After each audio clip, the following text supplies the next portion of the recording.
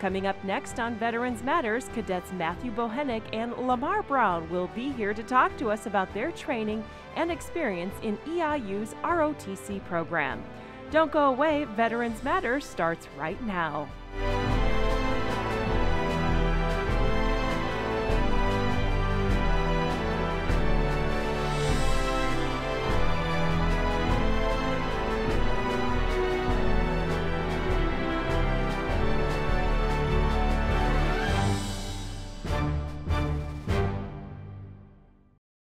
Matthew and Lamar, thanks for coming on Veterans Matters. I'm so pleased to be joined by two fine, nice young men here on this show. We're going to talk a little bit about your experience in ROTC. Matt, why don't you start? How did you get an interest in wanting to go into the military? Well, I've always wanted to be an officer. I've always wanted to fly. Originally, I wanted to do the Air Force route, and I got really into like rotor ring aircraft, such as helicopters. And for every one helicopter the Air Force has, the Army has 30. So I realized Army was my best shot. And ROTC seemed really welcoming, and I went, talked to some people, and it seemed like the way to go, and Eastern offered it, so I jumped on it. Okay. Lamar, what about you? What brought you to EIU? A little bit of a similar path, but I've always wanted to be a pilot. My whole thing growing up, I wanted to be in the Navy, and I wanted to fly off the aircraft carrier ships. Like Top Gun, that was my motivation right there. Did you want to be Goose or Maverick or Iceman? Of course, I wanted to be Maverick. But I didn't realize until about 4 years ago that I actually was going to pursue that. Did a number of other things, and at the time came to my life, and I was like, oh, the Army sounds like a good deal. So. Okay. So explain to us, like, how does ROTC? You know, we all know what it's like to be a college student. I mean, my experience was several years ago, but how does being an ROTC sort of fit into being a college student? Well, you have classes, you have your military science classes, and then you also have, we call it PT, but really it's KSS 1000 in the morning. It's at 06 a.m. where you do physical training. And then, of course, they give you time to do your other core classes for your major. But it's a lot more dedication than regular college student, weekend training, afternoon training, summer training, and all that good stuff. And Lamar, how does it fit into your time as a college student? It fits right in between the cracks. Like any other gap that I have, it's ROTC. So I do a lot with the radio and things like that. So whenever I'm not doing that, I'm always with ROTC. And it's fine because it keeps you busy, you know, keeps you out of trouble, the main thing. So, how do you think the ROTC and the military training helps in your discipline as far as, and how does that translate into your school?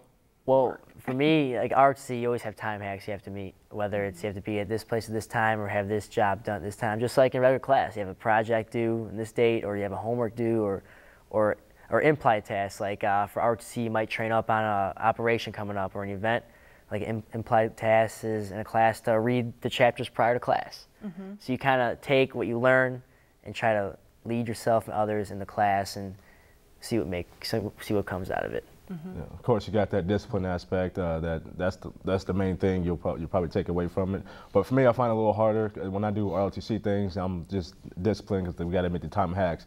And then when I transfer over to class, I find it a little harder to read the chapters and everything else. So, but I get it in there though. So what's the process? You guys will both graduate in the spring. What will be the next step for you, and how does that work? In October here, they will tell us if we get active duty, National Guard Reserve, and then a few weeks after that, they'll tell us what branch we are, whether we're infantry, aviation, military intelligence, military police, and you go to BOLIC, and you'll get orders, and you'll go on a specific date. So it could be in May, or it could be in September or January. And for me, I want aviation. I hope to go to BOLIC sometime at the end of the summer at Fort Rucker, Alabama, where they'll train me how to lead an aviation platoon, or if I get infantry platoon, and how to manage it, and then also be an officer in that branch. And then you do that training and then get assigned to a real unit. It's pretty much the same route for me, because I mentioned earlier, me and Bochenek are actually going after the same branch here, aviation. So, but I have a backup just in case. My backup is the Signal Corps, so it'll be the same process. It can be, sometimes you can go right away when you graduate to your BOLIC, to that Pacific training, or it can I've heard of a couple of buddies that graduated last year that probably have like a 10-month wait before they actually go. So kind of got to fill that gap between graduating and actually leaving. So how do you guys both want aviation. Are there things that you can do to help get what you want? Or how do they decide, where to place people? I think for us, as being seniors and we just getting back from LDAC, we've pretty much done everything we can do as far as to get what we want. So right now, it's just all in the luck of the draw now. So it's hard. There's like 5,000 cadets in Army ROTC in our class, and every year there's about 160 aviation slots. And so your GPA has to be high, your physical fitness, all that stuff, they take account for and put you on a scale. And also you have to take a test called the AFAST, a standard aviation test. You have to pass it. It's timed, it's very frustrating, and of course pass a flight physical, and then see where you get assessed, and then see if you earn a slot. You talked about LDAC training. You guys both attended that in Washington this past summer. What was all involved with that? Everything. Yeah, I would say so. It's a camp everybody in ROTC has to go to. They usually do it at the end of between your junior year and senior year in the summer. It's at Fort Lewis, Washington, Lewis McChord, and it's 29 days. 29 days. 29 days. Like twice as that. And it's events that you've learned all in the previous years in ROTC, such as land navigation, sticks lanes. First aid. You take an Army physical fitness test, and your tests on your leadership, you get put in positions like a platoon leader, a platoon sergeant, and real people who've been in the Army for 10 years plus will be evaluating you, telling you how you do, how you can improve, and they overall rate you.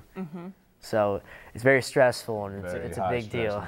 So. Yeah. So what, physically stressful, mentally stressful, all kinds of stress? All of the above. It wasn't a vacation. No, not at all. Well, there was a big aviation units there, so there were a lot of Chinooks flying around. So I like that, of course. But other than that, it was rain and kind of chaotic at some point. That was our little oasis, seeing the helicopters fly over.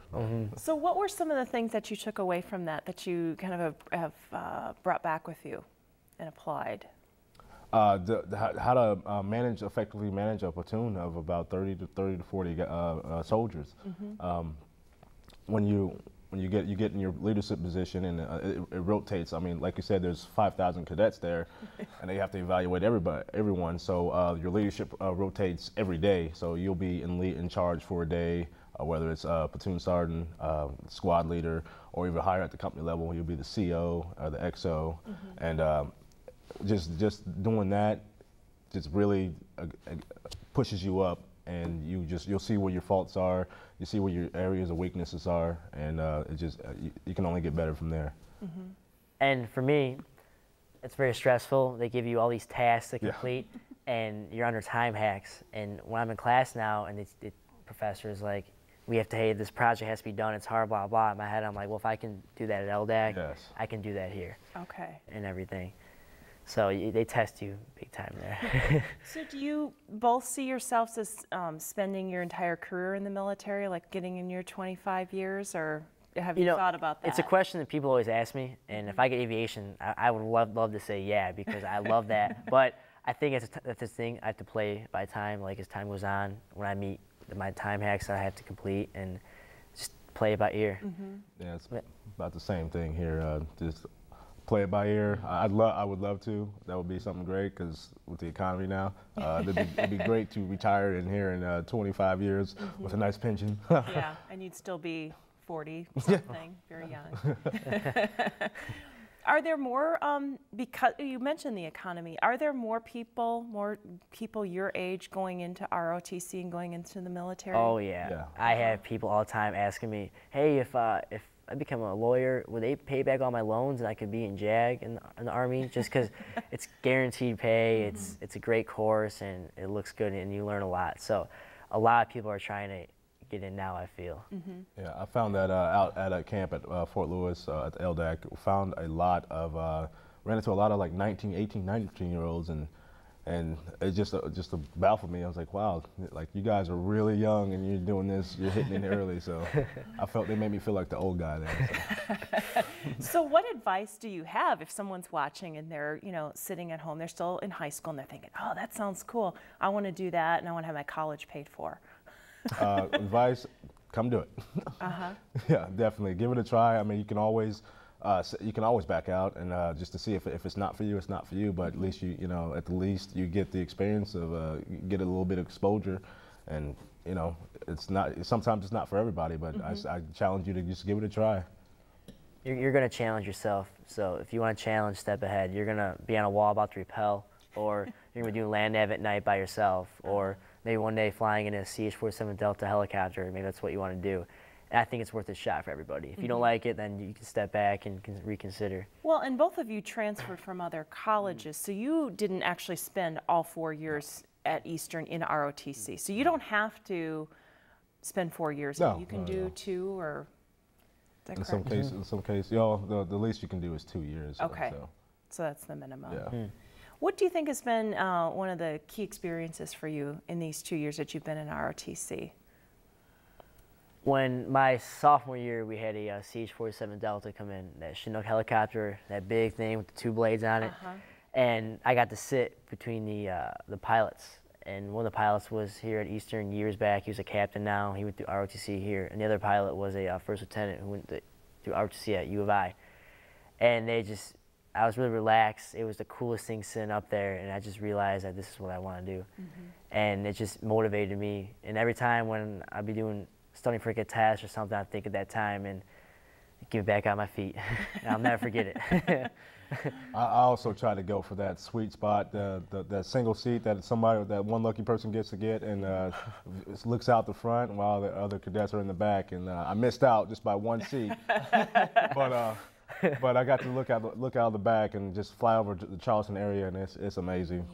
I like to be in the air. I mean, it's a big rush, and So is that, I was going to ask, I've worked here at Eastern for 10 years, and at certain times of the year, it does feel like, you know, the campus is being attacked because you do hear these helicopters, because you guys are doing your rappelling exercises, and it's always exciting for us to sort of watch it. Is that something that happens every year? Do you know? I don't know before my time here. I don't know if how long they've done it, but the last couple of years, yeah, we've been able to coordinate that because one of our alumni is a pilot here, and he went here, so he's always willing to come back and teach the cadets and open up some new minds.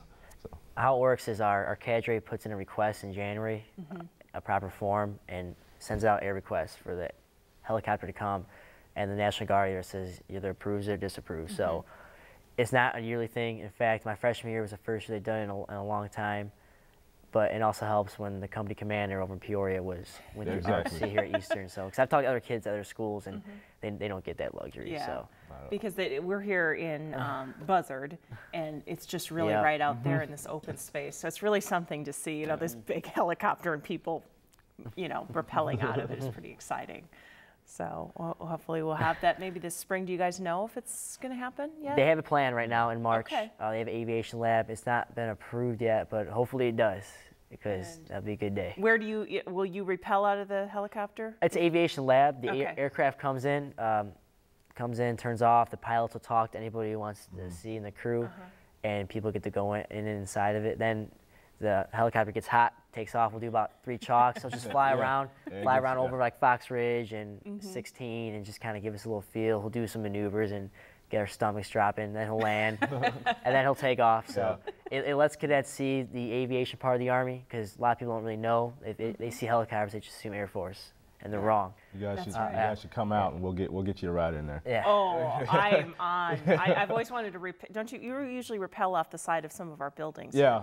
This year on Family Weekend on 28th, we're actually rappelling off the building of Clem. Oh. And it's going to be open to the parents of the cadets here too, and just anyone else who can get in there with a waiver form, of course. Sign your life away. So if you want to rappel up the side, so will your parents be? My parents won't be here. No, no.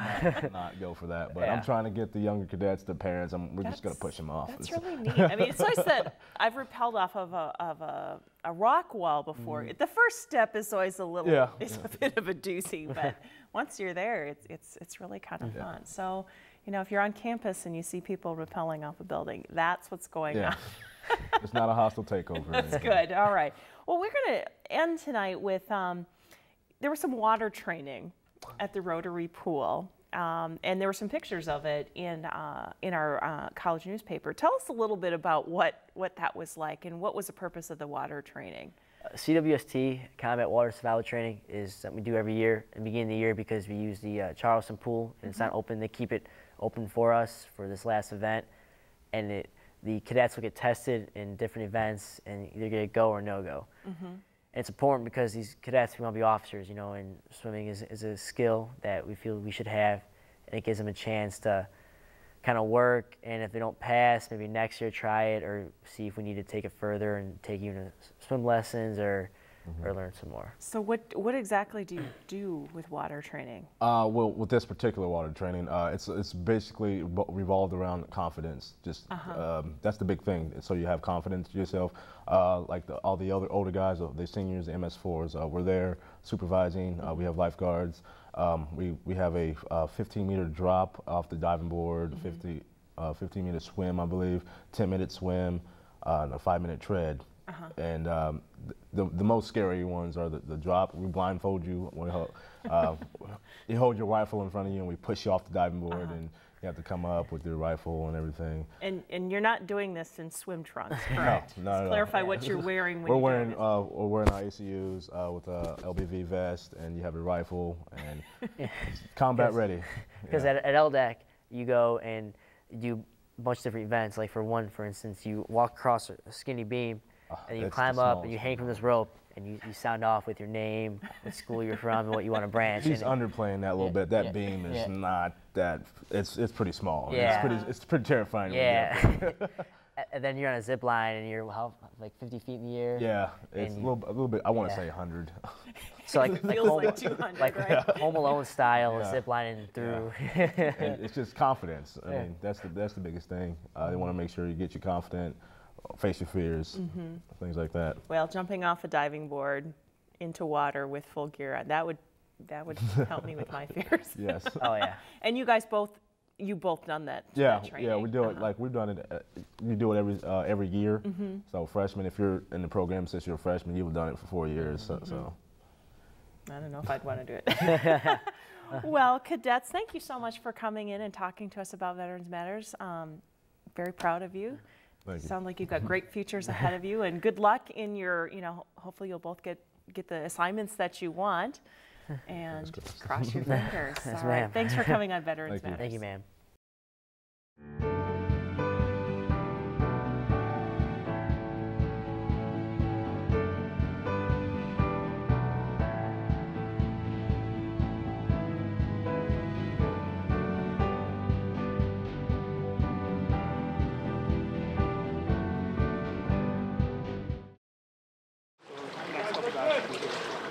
Everybody still have your chicken TI. Perfect.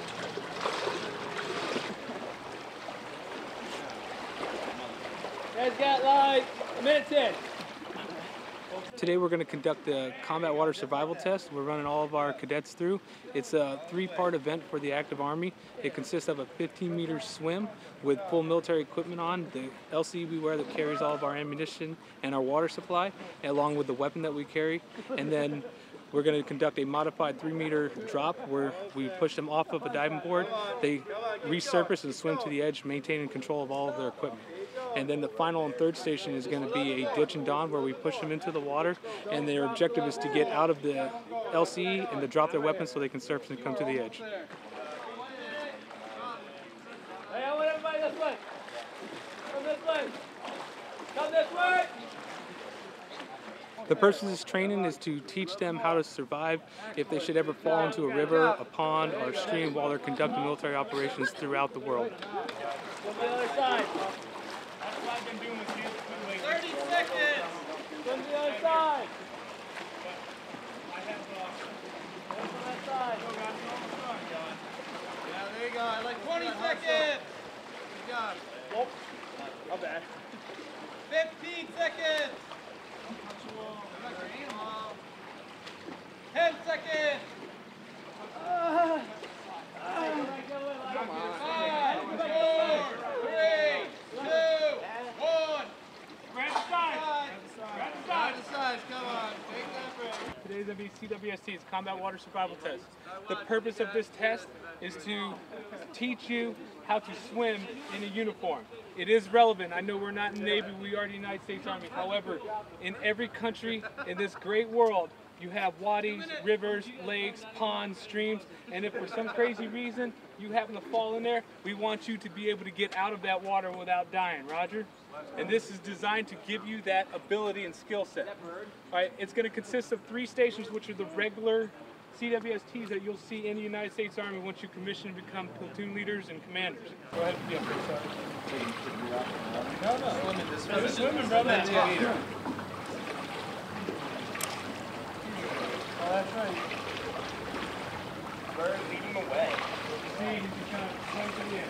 It's a little bit more difficult without that. Oh, it's extremely physical because most folks have never swum with pants and shirts and extra 20 pounds of gear plus holding a weapon at the same time. It's very physical. All right, and then as we said, he's going to get out of water. Come on up here.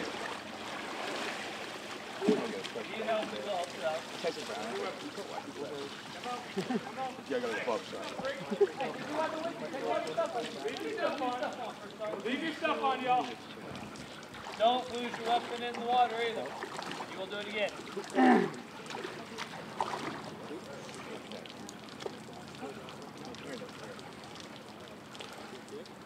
All right, at this point, I'm going to take him off the dive board, Roger. We're going to walk forward. He's just got to get to the end step without dropping the weapon. Don't worry about the blindfold, someone will get it for you. Right here. Woo, that's me! Go to the lifeguard. All right, once he gets out of water, he's going to drop the gear, okay? And he's going to give it to the next person line and start switching you to okay? Hey, sorry, those of you who don't know, I'm a mortar base. Boston himself is our tournament, so you will hear checking holes a lot too much. That is going to interrupt the hierarchy. So that you don't have to drop down on the wrong place. Okay.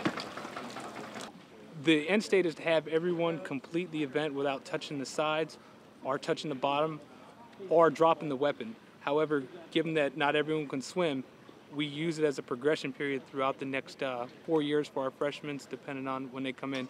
We'll enroll them in YMCA school to get them trained in swimming, as well as any courses available on the university. I am manning the station. I'm Cadet McLeod. Turn around. I'm going to walk you back and put on the gear. And hold you right by your chest and walk out. Keep on going around the ledge. The heel of your boot is going to be over the edge. On a count of 3, I'm going to push you in. When you get in, you stay under the water the whole time. You need to get this gear off before you surface.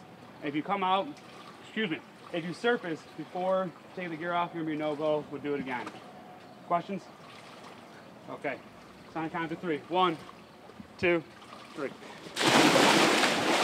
Takes it off before it comes out. Don't worry about it. It's dummy corded. That's how you move on to the next station.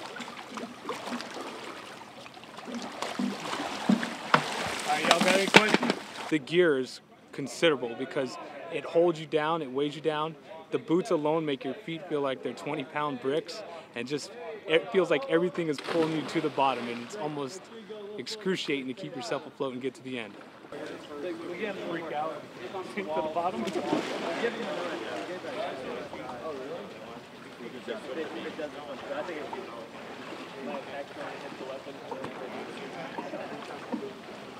Everybody has to do this first.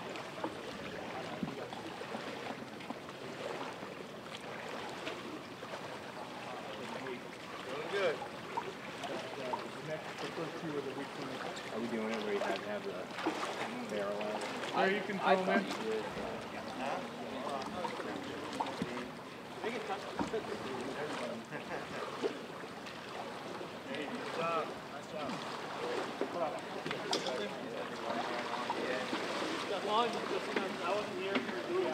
Keep your weapon with you. Oh. Oh, geez. Come on up here, bro. That's working. Yeah, it's Here we with go. all that stuff on, huh? All right, so I got this cat in the water, so he'll pull you out if anything goes wrong. Stand by. Yeah. We'll blindfold you now. Hold the weapon out in front of you. Keep a good grip on it, okay? And when we go into water, we just gotta keep this off. Yeah, you just take it off. It don't matter. Take it off, throw it to the side, do whatever you want. Hey, McLean. Yeah, hold on tight, Chad. Don't hit yourself in the face. Extend your arms straight out. All right, we're gonna walk.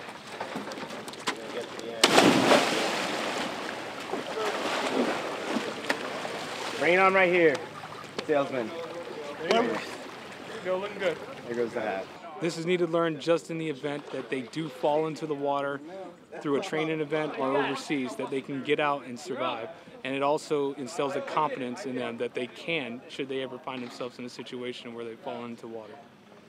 Good. You can do it. Almost there. 1, 2, 3. Go, go, go. Go, go, go. Go, go. Come on, do it. Just one last rip. Come on. One last little bit. You do it. Practically reach out and grab it right now.